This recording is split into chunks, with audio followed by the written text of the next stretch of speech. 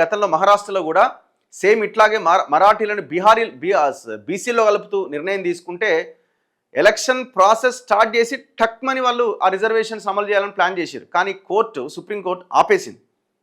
నిర్దాక్షిణ్యంగా మీరు ఇమీడియట్గా ఆపేయండి అని చెప్పింది.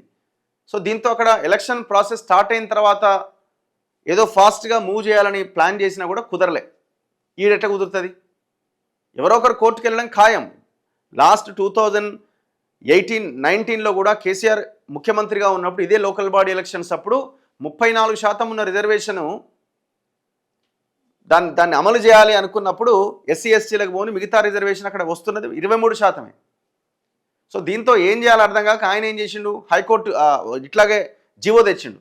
జీవో తెస్తే కోర్టు ఏం చేసింది, కొట్టేసింది. మళ్ళీ సుప్రీంకోర్టు పోయింది. సుప్రీంకోర్టు ఏమన్నది, నువ్వు ఈ పిటిషన్ని విరమించుకుంటావా, ఎలక్షన్ లేకుండా చేయాలన్నా, ఇంకా ఉన్న రిజర్వేషన్ కూడా తీసేయాలని ఒక స్టేట్మెంట్ ఇవ్వడంతో పిటిషన్ విత్డ్రా చేసుకున్నాడు.